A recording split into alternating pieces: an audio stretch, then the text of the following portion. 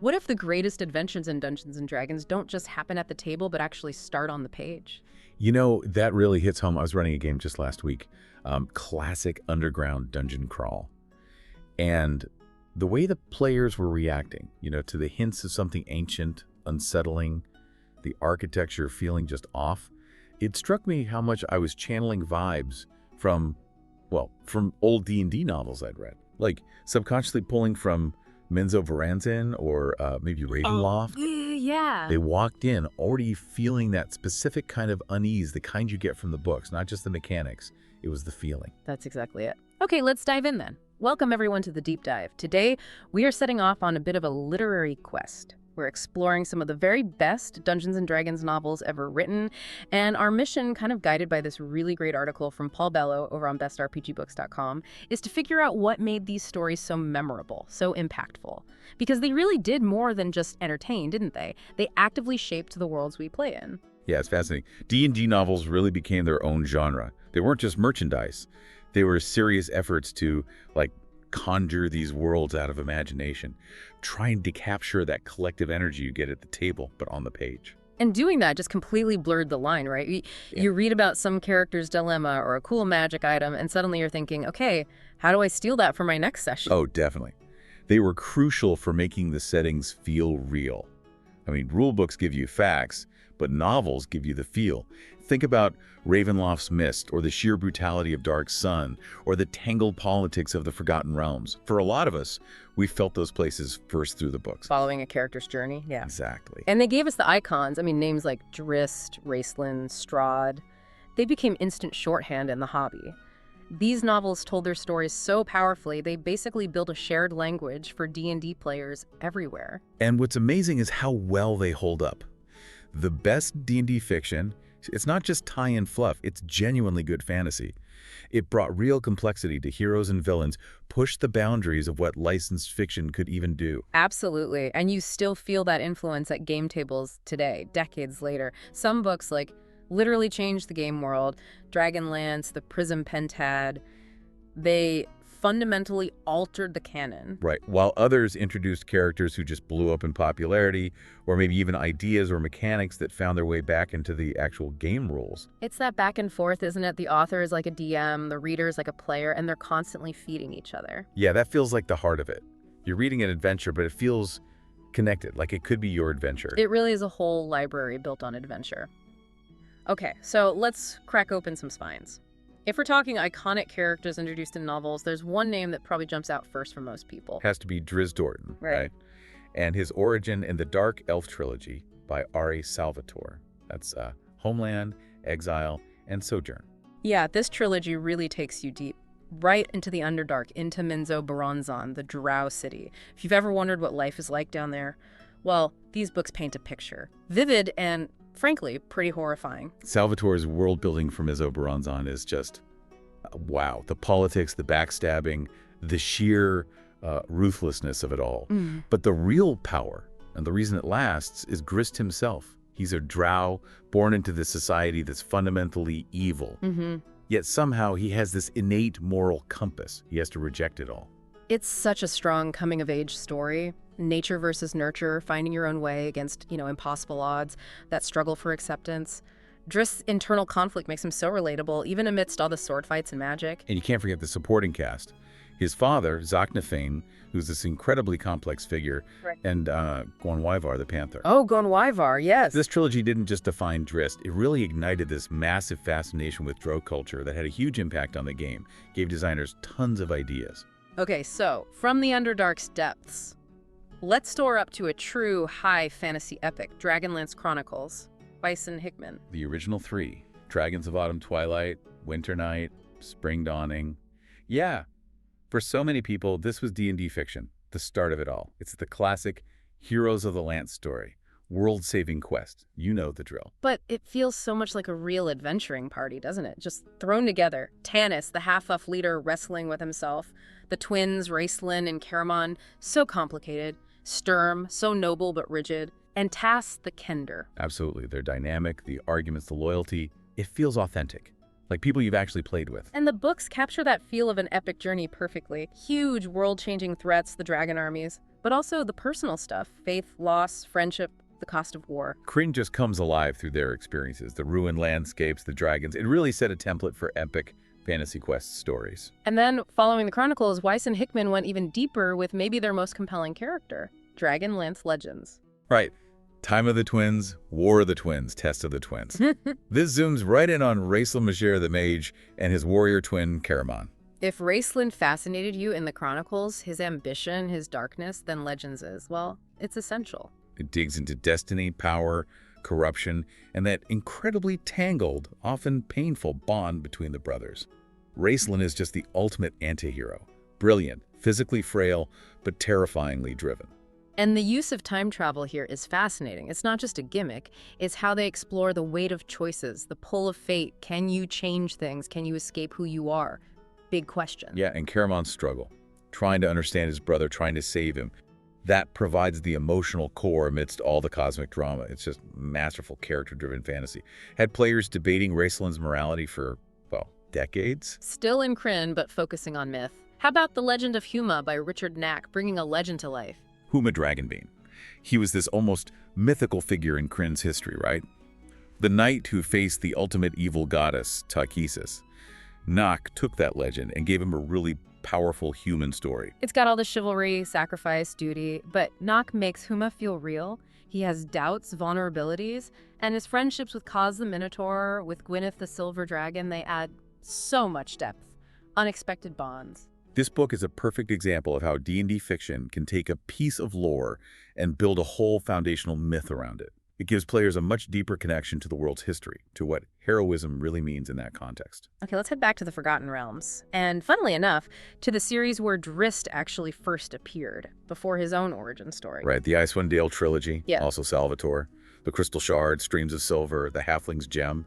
Grist starts as a supporting character here, but, well, he kind of stole the show, became massively popular. This trilogy plunges you into that harsh, frozen north, Icewind Dale. But maybe more importantly, it introduces the companions of the Hall, Bruenor the Dwarf, Wolfgar the Barbarian, Regis the Halfling, Catti Bree. Just an iconic group. And this is just pure classic D&D adventure, monster slaying, dungeon delving, facing down cool villains like Akar Kessel and Artemis Entreri. Yeah, Entreri shows up here too. But beneath all the action, there's this really strong theme of found family, camaraderie, finding your place. It shows how this unlikely group of misfits become heroes, forge these incredible bonds. It's fun, really approachable. Shows how legends can start small. Okay, moving forward a bit in the realms, but with a totally different vibe. The Finder's Stone trilogy, Kate Novak and Jeff Grubb. Starting with Azure Bonds. Yeah, this one perfectly captures that almost chaotic, anything-can-happen energy of a classic campaign. The main character, Alias, wakes up with this mysterious magical tattoo, no memory, and boom, adventure finds her instantly. What makes it so memorable, I think, are the companions. Olive Ruskettle, the cynical halfling bard, and Dragonbait, the lizard man paladin who speaks through sense. I mean, how cool is that? So weird, so good.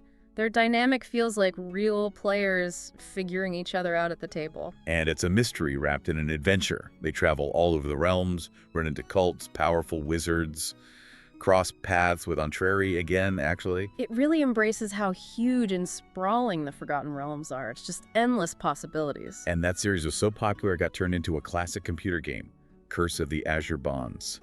Shows that direct link again. Books inspiring games. Now, for a lot of readers, their actual first taste of the Forgotten Realms was probably the Moonshae trilogy by Douglas Niles. Started with Darkwalker on Moonshae. Yeah, this one felt really distinct, especially compared to later Realms stuff. Very heavily influenced by Celtic myth. Lots of focus on the ancient magic of the land itself. It follows Prince Tristan Kendrick and Robin the Druid as they defend their islands. It's all about connecting with nature, leadership, the old ways versus darkness. The atmosphere is really thick. Misty islands, ancient forests, the Earth Mother. It's a different flavor of the realms. More intimate, maybe. Atmospheric. They're definitely good inspiration for campaigns with a strong nature or fae connection. Okay, shifting gears dramatically. Let's talk about the trilogy that basically blew up the Forgotten Realms pantheon. The Avatar trilogy. Oh yeah, Scott Simonson and Troy Denning, Shadowdale, Tantris, Waterdeep. This covers the Time of Trouble's huge event. This is where the actual gods of the realms got kicked out of the heavens, forced to walk the earth as mortals, losing powers, becoming vulnerable, getting killed. It was massive cosmic upheaval. The stakes were insane. And the story follows these mortals, Kelemvor, Midnight, Cyric, Adon, who get tangled up in this quest for the Tablets of Fate. Their actions literally determine the future of the gods. It was such a bold move for tie-in fiction, directly changing the setting's canon in such a massive way. Showed the gods weren't just distant concepts, but flawed beings whose choices had real consequences. Controversial for some players, maybe, but undeniably impactful. For a different pace in the realms, focusing more on faith and intellect. The Cleric Quintet, also by R.A. Salvatore. Right, a 5-book series. The main character is Catterley Bonadus. He's this scholar priest, kind of a reluctant hero, more interested in books than battles. But then this dangerous artifact, the Chaos Curse, pops up and forces him into action. And his companions are great. Danica, the super capable monk, and the dwarven brothers Pickle and Ivan, who are just hilarious chaos agents. Catterley's journey is really interesting. It's very spiritual. He's wrestling with doubt, the nature of his faith, finding strength and wisdom, not just power. It's a really refreshing take on a D&D hero. Shows that brains and belief can be just as powerful as a sword. Speaking of less savory parts of the realms, like the Drow Society, Drist Fled, the War of the Spider Queen series, that gives you a deep dive. Oh yeah, this was ambitious. 6 books, different authors for each, but all edited by Salvatore. It's set when the Drow goddess Loth just goes silent. Total chaos in Menzoberranzan and other Underdark cities. And it's dark. Full-on dark fantasy, intrigue, backstabbing, brutal violence. You follow this ensemble cast of pretty ruthless Grow characters, people like Quinthal Banra, the priestess, Fron Mizram, the wizard, just navigating this power vacuum. It gives you such a visceral feel for Drow society. The matriarchy, the constant scheming. It's intense. The scale is huge, too. And what's really impressive is how cohesive it feels, even with different writers. It maintains this tone of paranoia and ambition throughout. Really set a high bar for multi-author fantasy series. If you want to understand the Drow, that's the place to go. Okay, and one more from the realms, this time from the creator himself, Ed Greenwood. The Origin of the Big Man, Elminster, The Making of a Mage. This tells the early story of Elminster Omar, how he went from being this young noble caught up in war to becoming, well, Elminster, the Sage of Shadowdale. Greenwood shows you the person behind the legend, his pain, his quest for vengeance, his surprisingly rough edges early on. You see him learning magic, guided by the goddess Mystra, dealing with the weave itself. It's just steeped in realms lore and history. A real love letter to the setting from the guy who invented it. Shows that even the greatest figures start somewhere, often through hardship, often needing disguises just to survive and learn. Right. Okay, let's leave the realms for a bit, explore some settings that were really radical departures. How about the brutal world of Dark Sun and the Prism Pentad by Troy Denning? Yes. Starting with the Verdant Passage, this throws you onto Aethys. Dying world, scarce resources, ruled by these godlike sorcerer kings. It's fantasy mixed with, like, post-apocalyptic grit. And the heroes are unconventional. Rykus, a mole gladiator moles being this sterile, magically created hybrid race, super strong, and Sidira, a half-elf sorceress. They get caught up in this massive struggle for freedom against really impossible odds. And Denning does not hold back. Aethys is harsh. Survival is tough, magic defiles the land, and fighting back against the Sorcerer Kings has a heavy price. The series is just relentless, pacing is breakneck, and the changes to the world are huge. It didn't just tell a story in Dark Sun, it basically was the story that changed Dark Sun. Slaves freed, cities fell, the whole setting shifted. Powerful stuff about hope, struggle, tyranny. If you want fantasy that really pushes the envelope, Prism Pentad is a must-read. Okay, another really innovative setting, Eberron. Magic-fueled tech, noir vibes. The Dreaming Dark trilogy by Keith Baker, the setting's creator. Starts with City of Towers, plunges you right into Sharn, that incredible city of mile-high towers. The world's still recovering from a massive war. It's got this great pulp noir adventure feel. And the characters are fantastic. A wounded soldier, a war-forged paladin, these sentient constructs built for war, a thief with a dragon mark, a shifter, all shaped by the past war. They get pulled into this conspiracy involving ancient psychic horrors, the Dreaming Dark. Baker builds this incredibly intricate world. Fractured nations, powerful dragon-marked houses pulling strings. It's complex and cool. Yeah, it's a really tightly plotted series. Explores themes of identity, agency, fate versus free will in this unique magic punk kind of setting. Great example of D&D fiction trying new genres. Okay, let's step into the mists now. Ravenloft. gothic horror territory. And you almost have to start with the most intimate look at the domain's master, I, Strahd, The Memoirs of a Vampire by P.N. Elrod. Right, presented as Strahd's own journals. It gives you his side of the story, his descent into vampirism and darkness. It's framed as a tragedy, really. Elrod just nails his voice. The torment, the obsession with Tatiana, the bitter pride. You see how his choices twisted him and corrupted the land of Barovia itself. You understand his motives, even his regrets, his warped sense of honor. It makes him so much more compelling than just a monster in a castle. He's complex, tragic, and still terrifying. It's genuinely excellent gothic fantasy. Barovia feels like a character in itself, suffering with its ruler. Huge insight for anyone running or playing Curse of Strahd. And another powerful Ravenloft tale focusing on a different kind of vampire. Vampire of the Mists by Christy Golden. This introduces Jander Sunstar. He's an elven vampire originally from the Forgotten Realms who somehow gets pulled into Barovia. What makes Jander compelling is that he still has his conscience. He's fighting his vampiric urges, longing for redemption.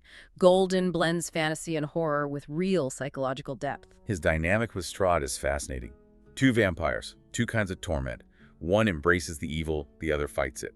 Jander's outsider view really highlights the horrors of Ravenloft. Yeah, it's a story about exile, guilt, and that faint hope for peace, even in a place like Barovia. Really emotional resonance. Or one more from Ravenloft, a real clash of titans. Knight of the Black Rose by James Lowder. This one brings Lord Soth, the Death Knight from Dragonlance, crashing into Strahd's domain. And it's more than just a simple crossover fight. It's a psychological battle. Lowder digs into Soth's pride, his curse, his internal struggles as he's trapped in a place that mirrors his own damnation. The atmosphere is just dripping with dread.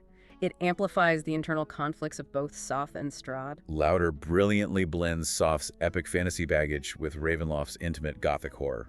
It's a fantastic use of the crossover idea to explore themes like fate, guilt, and whether redemption is even possible for characters like these. Ooh, okay, we've covered a ton. Iconic heroes, epic sagas, unique worlds, deep dives into villains. But we really should end where it all began. The very first official D&D novel ever, Quag Keep by Andre Norton. Published way back in 1978, this book was kind of revolutionary for its time. The premise is wild. Tabletop gamers literally get sucked into the game world, into Greyhawk.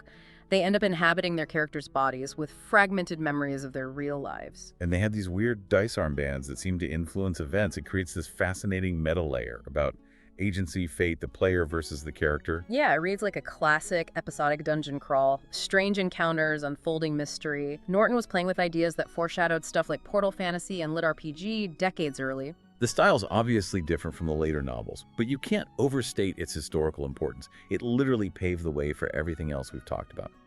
It was the first attempt to translate that core D&D experience, sitting around a table, having an adventure, into a novel. A real artifact. Wow. What an incredible tour through this library of adventurers, as you called it. You can really see how these novels are more than just stories. They're like imagination engines. Yeah. They add depth to the settings. They build these characters we connect with or, love to hate.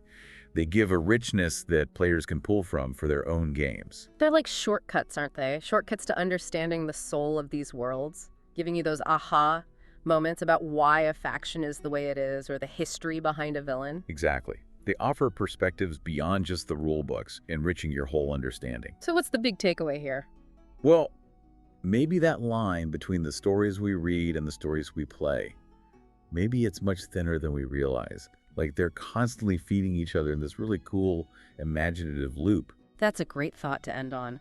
Our deep dive today was fueled by the source material put together by Paul Bello over at bestrpgbooks.com. Really helpful guide. Yeah, it was an excellent roadmap through some truly foundational fantasy books. And now we want to hear from you. After hearing about all these classics, maybe discovering some new ones, what's your absolute favorite D&D novel? Or maybe, which one are you most curious to check out now? Let us know your thoughts in the comments below. Thanks for taking this deep dive with us today.